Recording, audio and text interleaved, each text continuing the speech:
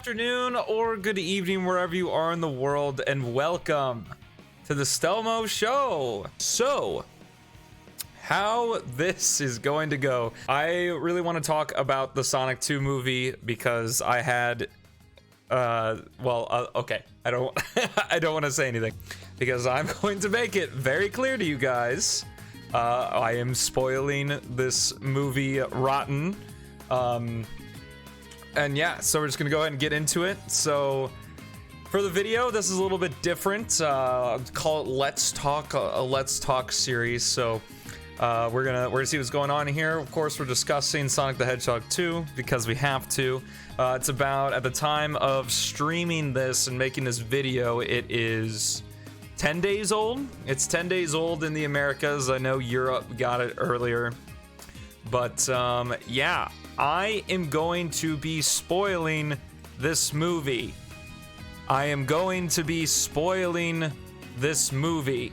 So if I don't want to hear any shit from anybody because there's a tag in the title. I'm gonna leave this thing on the stream and in both my Discord promotion and my Twitter promotion, I also say that I'm spoiling this movie. So I'm spoiling this movie, okay? So if you have not seen the movie, recommend seeing it yourself. If you don't care about spoilers, I am spoiling the entire movie from beginning to end.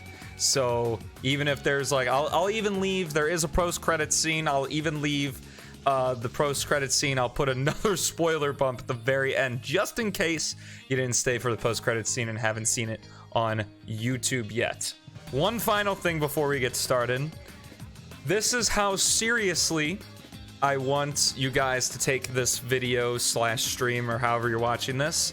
This is a bottle of wine, a little shooter of wine that my girlfriend left, and I'm going to be drinking it throughout the course of this discussion. That is how seriously I want you to take this whatever this is gonna be, okay? So if you have your own opinion, if you have a different opinion than mine, it is okay. I'm happy to talk about a discussion, whether it's in chat, whether it's in comments or whatever. I'm going to leave the chat on screen because I want the people who are here to be able to see their opinions and what exactly I'm directly referring to. So I have only seen this movie once and I loved it.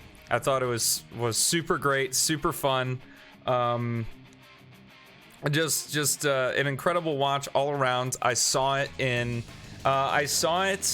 last Saturday, so the Saturday before Easter, 2 days ago, and I saw it in an empty theater with myself, my girlfriend, and this other dude and his daughter who was over there. What's up, Ram Sauce? How's it going? But I loved it. I thought that it was really, really great, and I've only seen it that one time, so I could get some details wrong. Feel free to correct me. Whether or not I care about your correction is a different story. So at the beginning of the movie, we start with Robotnik, where we saw him at the end of the first movie, which was on the Mushroom Planet.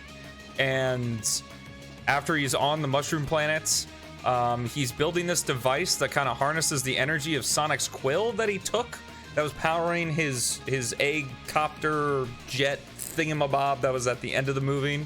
You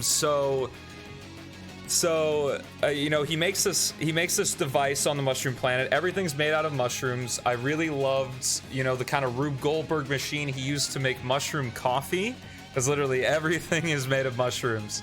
And how there's a little Sonic mushroom that gets crushed when he's like juicing his concoction or whatever. And it shows that he kind of made essentially a distress beacon, kind of similar to what Sonic did in the baseball field in the first movie. So I guess to just kind of show how much power you can harness from a single energy source. It does say that Sonic has infinite power, but anyway. Wow. Man, that is red wine. Okay. So, anyway, turns out somebody heard his distress call, and a ring appears in front of Eggman, and these three bird dudes walk out. but they're like not bird dudes. They're like actual people, and I'm not quite sure what was going on there, because we don't see him again for the rest of the film. They were literally just a thing for that scene. And then of course out pops Knuckles to my own very much hype, again empty theater, so I had to create the sound in the room. Yes, and just like in the one of the first post-credits scene of Sonic 1, Eggman is now, Jim Carrey is now fully Eggmanized. The only thing that's not very Eggman-y about him is that he's not fat, but like, I don't know, he kind of looks like how Eggman looks in 06, because Eggman wasn't really that fat in 06 either. Anyway, so of course, pretty much what we all thought happened in Sonic 3 and Knuckles with the Angel Island duping. Dr. Eggman dupes Knuckles because Knuckles is, of course, like super naive. He's really the strong-headed, like, warrior type in this movie, which I find very, very interesting. That he's a very straight character. Like, he's just takes everything literally. And he reminds me so much the first thing when he made that, oh god, when he made that joke when he met Agent Stone in the coffee shop. I'm also gonna jump around because I only saw the movie once, so I can't keep everything straight. He said something about like going over, it just reminded me of Drax from Guardians of the Galaxy. Basically, Knuckles is Drax if you've seen Guardians of the Galaxy. And I'm okay with it because I really like Drax in Guardians of the Galaxy, and it fits Knuckles, and funnily enough, Idris Elba plays Heimdall in the Marvel movies, so that's pretty cool. I loved Idris Elba's performance. I really liked it. I really liked that it was very different, and I'm gonna get a little bit into that as we get further down the movie. But I like that it's a different interpretation of Knuckles, and they use just such a radically different, more exotic voice for him. And it's definitely not how I would imagine him sounding, and it threw me for a loop in the trailers, of course, when, you know, before, you know, when we first got teaser trailers for Sonic 2. But like, of course, the human characters go off to Hawaii for a wedding, for Maddie's sister's wedding, and then Sonic's home alone. Sonic's home alone, gets into his normal antics. There's a whole bunch of references. Oh my goodness, I completely missed the beginning of the movie. So after Knuckles gets and they meet, Sonic Adventure 1 happens. It's great. Literally the same camera shot. Sonic's on top of the building. There's police cars going down. There's a whole robbery going on. And I think they call it like the Blue Justice or whatever, the Blue Justice scene. Basically like Batman. I don't know. It's really, it's all so just like, what the fuck. Sonic gets into a bunch of antics trying to stop this armored car. I think it was like a bank robbery or something, and which he does very poorly, causes a lot of collateral damage and whatever. Then, you know, fast forward, you know, Tom essentially gives Sonic the "with great power comes great responsibility" speech. And you know, Sonic's initially miffed at the whole like Tom trying to be his dad or whatever. They reconcile pretty quickly, which is nice. I'm so tired of seeing like divorce. That's one thing I do want to say. I'm happy that Tom and Maddie are solid in this movie. There's no weird tension going on between them. Like, Sonic doesn't hate Tom and Maddie. Like, I really appreciate that, because I'm so tired of seeing that. And obviously it's not the focus. The focus is Sonic, Tails, and Knuckles, and Eggman. So I really appreciate that they kind of made the human characters not like super important. But moving on from there, they go to Hawaii. Knuckles and Eggman just destroy Sonic's house, you know, all that stuff. And one of my favorite, it was probably top 3 moments in the movie, is Tails. Tails hits Knuckles with the cop car. I busted out laughing. I was like, of all of all things, they decide to do to save Sonic from Knuckles. Tails just wham, just Knuckles straight. Oh my goodness, it was so, so funny. Just yeah, it came out of absolute nowhere. Like, you knew Tails was gonna save him because he was like, oh, Sonic's gonna, you know, Tails, oh, I'm gonna find Sonic or whatever. They basically play the post-credits scene again from Sonic 1, and they and yeah, they're like, we knew Tails was going to save Sonic in some fashion from the scuffle. I knew that. But yeah, pretty smart of Tails to do that. Well, it's a good thing Tails learned how to, or slash knows how to drive much better than Sonic does. But I really appreciate, so I guess kind of dissecting the scene here is Sonic. I love that Knuckles chased them, that Knuckles was fast.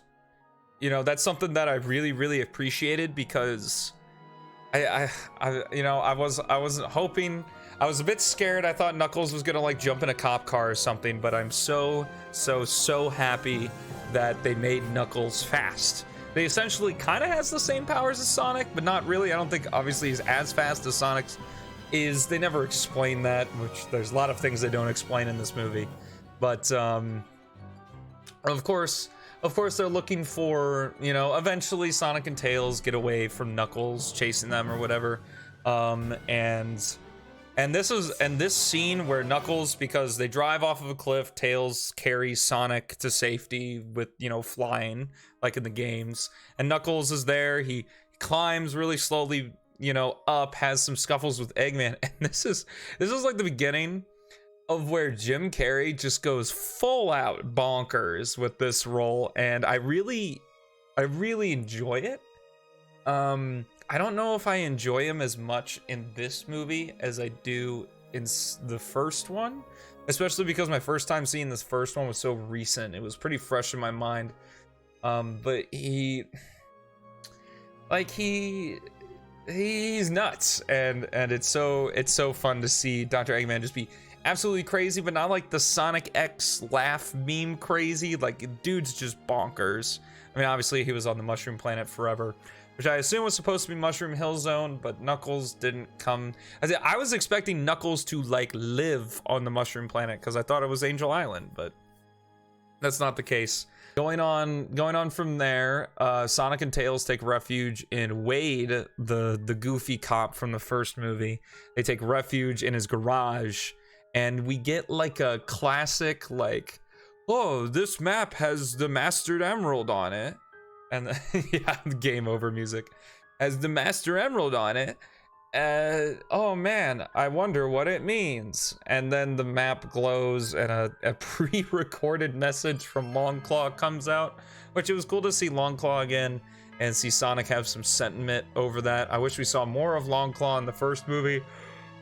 Before she passed away, because I feel like it would have been more impactful for Sonic, but like we got the point. But so we get the message, we find out the Master Emerald is actually the 7 Chaos Emeralds put together and formed into one gem. And this is what I talk about, and something that I'm going to talk about over and over throughout this synopsis, or whatever the fuck I'm doing here, is I love pretty much, I can't really think of one I don't. I love every single tweak they made to the lore. Like the emerald being on Earth. Okay, that one I could give or take. It doesn't really matter. I mean, you could basically play the same movie, you know, you just add a scene where they take a warp ring to Angel Island or Mobius or whatever. Wherever Angel Island is, right? You can basically just play the movie same way. But I really like the 7 Chaos Emeralds becoming the Master Emerald. It gets rid of a lot of the, like, just be like, oh, we have 8 MacGuffins to go for. Now, in addition to this Master Emerald, we have to collect the 7 Chaos Emeralds. I appreciate that they just basically combined them into one. Moving on from there, Tails and Sonic go to Siberia, and we basically have a repeat of the bar scene from Sonic 1, the first Sonic movie, and we have, instead of a fight, we have a dance-off, which I thought was really fun. Of course, obviously the Sonic Adventure pose he does, or whatever, at the end. And the human characters, like, just going crazy. People have the gripe, like, you know, why Sonic didn't just grab the map when they knew where it was the entire time. And actually, my girlfriend, Bonzo720, who comes in chat, she said, well, I mean, they literally went into that bar, or went into that shed or whatever to escape the cold. And I feel like it would have been explained more, like they had a one-off line of like Tails saying, Sonic, just use your speed and let's get out of here, and he'd be like, in this cold or whatever.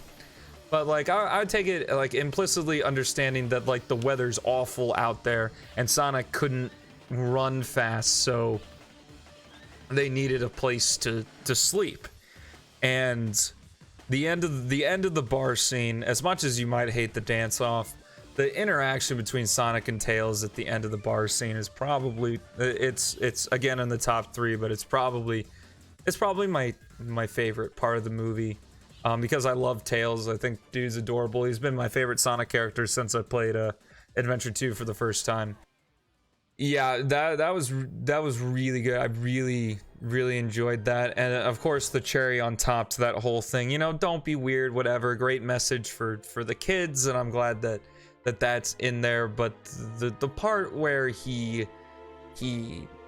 where Sonic like wraps him in the blanket, that's adorable. Scene could have ended there, it would have been great. But then Tails pops out his 2 tails and rests them on Sonic, and I was like, oh my god. I was like, oh my god, that is what I expect, what I would want from a Sonic and Tails relationship, and it's perfect. And they do change up Tails' origin a little bit, because they change it up to where he's what is it, where he was just like weird and he was outcast by his village, versus like just seeing Sonic run fast and be like, yes, I think I can also do that if I spin my tails. Now of course, great message to the kids or whatever, because obviously Tails is supposed to be a younger not foil, but counterpart to Sonic, and that was really great. Then of course they make it to the room, get the compass. Turns out Dr. Eggman and Knuckles were on their trail the whole time, which, you know, we see Agent Stone in the Mean Bean Coffee Shop, which is a great name. Like, I couldn't have thought of anything more perfect than the Mean Bean Coffee Shop to be the hideaway for Dr. Eggman's base when he returns. But then of course we get the ice cap scene, which is all sorts of fun. And I really like the scene at the bottom when Knuckles and Sonic kind of have that moment to moment, like kind of like you see like this tease of the similarity that's actually between them. Oh, we already heard this. Oh boy. So we have, you know, the interaction between them and him saving Tails, and Knuckles kind of second guessing what he's doing if Sonic's really a bad guy, which of course, you know, pays off later. But after that, they leave him with an avalanche. Yeah, phase 2 is great. Yes, I was actually just about to mention that, Vertex.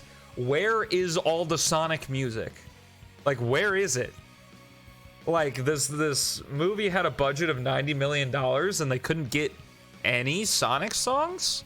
Like, I don't even care if it was just Green Hill remixed, and like they use it as a ringtone in the scene I'm about to talk about.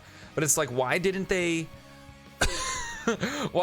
use Sonic music? Like, they didn't even have to use Be Cool, Be Wild, Be Groovy. They could have just you're good, dude, I don't care. They could have just used Ice Cap from Sonic 3 or whatever. Like, where's the Sonic music? And it's a point of contention I have, especially later in the movie, of course, and I'm sure people already know what I'm talking about, but I'll save it for then. Then comes Tom saving Sonic in the wedding scene, and I kind of glossed over the fact that throughout throughout the movie, we're kind of seeing two different movies, and then they converge at this avalanche scene, where Tom and Maddie are in Hawaii, getting married to this dude, and like Tom feels inferior, and yeah, it's Tom's ringtone is Green Hill, but like they. Dude, I hope. Well, that's like, at least from what I've seen in reviews, that's like a major criticism of this movie is that there isn't any Sonic music. So like, yeah. So like, I'm sure we'll get something, and we can talk about that more at the end. But so we're kind of seeing Tom and Maddie go around. Tom feel like he's inferior to Randall, which I don't really get because Tom is like a ripped dude, and they even do like the whole muscle thing with the thing, but Tom does the muscle thing, and he's ripped too. Like I'm very confused as to why I don't know. It felt kind of weird, but also like you know building up to Tom screwing it up. And of course I noticed immediately when they did the whole ring trick with the niece, and he put the ring, he put like the Sonic ring that Sonic gave him to return back, he put it on the pillowcase, which I thought was hilarious. And I knew obviously from seeing the trailers that something was going to happen at the front that would cause Tom to have to like intervene with the wedding. I mean, it's pretty clear. There's nothing really surprising, and there's no real twist. It's a pretty straight movie, which I'm fine with, because for some reason movies are just obsessed with twists and stuff. But of course, Tom punches Randall, as because he's trying to put the ring on Rachel, but it's actually Sonic's ring and not the real ring, and comes through. I think people will be surprised, but this is again top 3 moment in the movie. A lot of people don't like the whole wedding thing and the aftermath of Sonic falling like through the avalanche. I thought it was absolutely hilarious. The gun, like gun being a thing in the Sonic universe, and the whole wedding being a setup, because I thought it was gonna be like, oh, people think he's a monster, and I literally just talked about how there are no twists, but this was kind of a twist. Like they were gonna be monsters, and they were gonna have to run out of Hawaii or whatever while Tails was unconscious, and Tom and all that.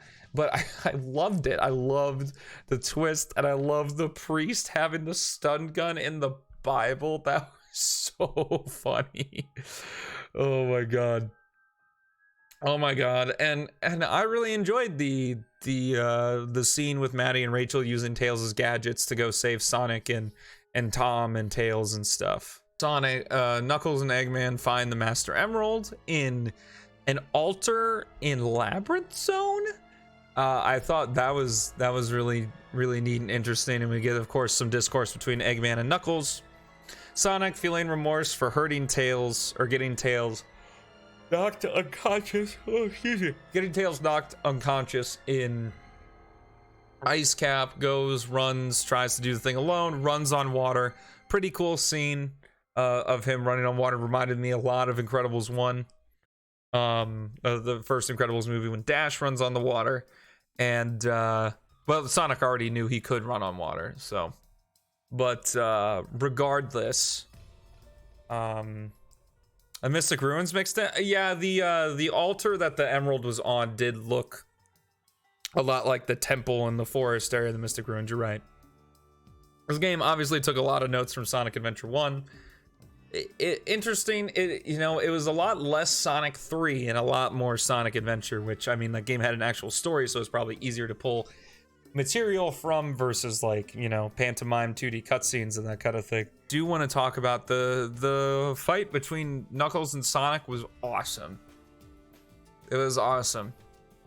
And like everything about it, just the action, the behind the waterfall, the going, the clashing, whatever. It was the trailers, I don't think overhypes that scene. I thought it was perfectly met my expectations. It was really cool to see. And of course, Eggman double crosses, absorbs the Master Emerald, and turns into Green Eggman, Master Eggman, whatever you want to call him. And I love this part when he's like just all floaty and shooting lightning in his hands, because it's funnier to me. So of course the scene in the coffee shop with him with Green Eggman trying to describe his powers and the auto tuning and that stuff. Oh, and one thing I completely glossed over, the interaction between Wade and Agent Stone was super funny. I really I really appreciated that. With the display bagel and everything, that was hilarious. But yeah, so we got Green Eggman. He comes out, you know, destroys the tanks, breaks it all, big swirling thunderous cloud of electricity, and poof comes the Death Egg robot. I personally would have loved to see them fight Eggman not in a robot, like just fight Green Eggman. But like, I'm fine with the Death Egg robot too. I thought the Death Egg robot was awesome. The effects on the Death Egg robot looked a little cheap though. Like, he looked really weird, like when he was walking. He just builds something.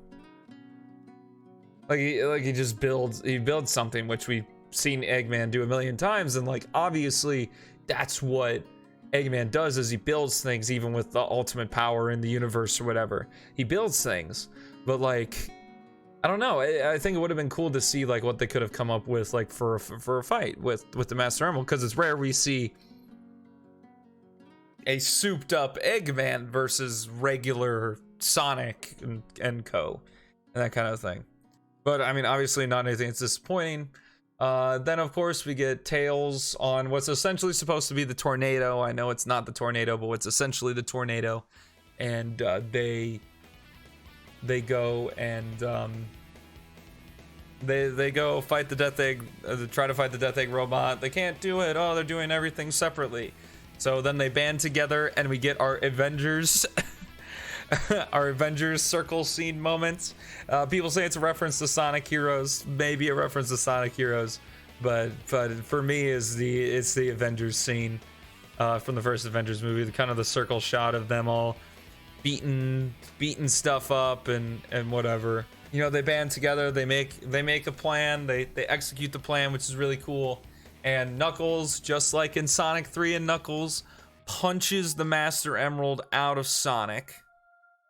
Yeah, no, it's so cool. It's so cool. I love that he punched the Master Emerald out of Sonic, and the Emerald falls to pieces. Sonic's on the ropes, obviously. Tom and Maddie come in. They use the ring. They're kind of not. Man, now that I think about it, I might go back on a final thought I was gonna give. But Tom and Maddie go. They pick up Sonic. The Master Emerald shatters. Of course, me being like fully locked into the movie at this point, Master Emerald shatters. Out comes the Chaos Emeralds. And I remember just being like, please go super. Please go super. Please go super. Please go super. And like, once I saw, you know, the Death Egg robot's foot come down, I knew, well, obviously, because we saw the Emerald spin, they have their whole like, ah. Yeah, that's what I figured. Is it was supposed to be like the Avengers thing, not really Sonic Heroes. It just happened to be Sonic, Tails, and Knuckles. But you know, the Chaos Emerald spin, and we get Super Sonic, who looks great in live action. Like, oh my god, they did a fantastic job. All I could think to myself while I saw Super Sonic on screen was like, wow, 8-year-old me. Not even 8-year-old. Everyone says 8-year-old, 6-year-old me. I would be losing it. I'd be bawling. I'd be crying. I'd be screaming. Cause wow, that was perfect. And of course, like we said, I was praying because they hadn't used any Sonic music. I was like, they're gonna save it for the big super moment. They're gonna use Open Your Heart. They're gonna use Live and Learn. They're gonna use something. They're gonna use something from a Sonic game, but they didn't. And that honestly, because music's a big part of a movie, and like the fact that they didn't pull out a Sonic song for Super Sonic just baffles me. And of course, we see Super Sonic effortlessly destroy the Death Egg robot, and then I can't believe it. They reference Sonic 06's opening cinematic. What's up, Gamera? How you doing? I'm in like Omega spoiler territory. If anybody's new, you haven't seen this movie, you don't want to spoil it, go, because I'm talking about the end of the movie now. So, you know, see you later. But holy shit, dude. They reference Sonic 06. They reference the opening cutscene, and he gives Eggman a love tap. Yeah, no, I loved it. I thought it was great. What did you think? But oh my god, like I did not expect that. I didn't expect that. Like it's same cutscene, basically the same cutscene, and I loved Eggman's. Oh, so that's how it's gonna be, huh? Yeah. He ends with Knuckles. Can we talk about Knuckles? Just he just like squishes the Chaos Emeralds together back. Did he squish the pieces of the Master Emerald back into the Master Emerald? Because we see, again, I love the part where it's like, this isn't the Sonic you know anymore. He's corrupted by the power, and then he, you know, the thunder, and then summons the chili dog. I thought that was really funny. But the Chaos Emerald shoot out of Sonic. You know, he gives up the power, blah, blah, blah. I still have growing up to do, whatever. And then does Knuckles forge him back in the Master Emerald, or does he just take the pieces of the Master Emerald and put it back together? I didn't quite see that because I didn't see anything showing the Chaos Emeralds were back in there. I assume that's what happened. No, it was good. The movie, I really I had a blast with the movie. I was just, of course, happy to get to see it in theaters. I didn't see Sonic 1 until February of this year. And then, you know, Gamera kind of talking about it now. I guess major spoiler bumper. Major spoiler bumper. The moment in the post-credits scene they said 50 years ago, I knew. And revealing Shadow, oh my god. Holy crap. Revealing Shadow. I am ecstatic to see what they do. I'm ecstatic if we're gonna get a weird like Last Jedi type deal where Shadow ends up being just a oaf or something. I doubt that's gonna happen. They're gonna make Shadow as cool as possible. But yeah, I am pumped. I am pumped to see it. Yes, his Dynasty third one. It is insane. Well, the thing is like most obviously like the older people got it at 50 years ago. Like the moment he said 50 years ago, I wonder how they're gonna do that. I wonder how much they're gonna pull from Adventure 2. Because they didn't pull a lot from Sonic Adventure. Like they referenced the first Sonic Adventure a lot. But yeah. I really think they did a good job, and I think the main criticism is obviously where the fuck is the Sonic music? Like, where is the Sonic music? Other than that, I don't really have a gripe. People said like the beginning is slow. I mean, you gotta get into the movie somehow.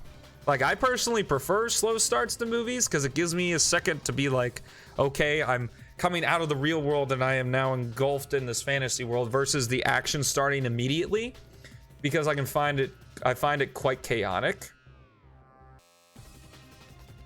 It was actually decent. Yeah, I agree. Like, as a Sonic fan, obviously I think it's great. Like, I just loved just overall thoughts now. You know, movie ends, reveal Shadow, movie's over. Yeah, we get the Knuckles spin-off. So just final overall thoughts is needed Sonic music, of course. Again, I want to reiterate, I loved all the little twists. The Chaos Emeralds being part of the Master Emerald.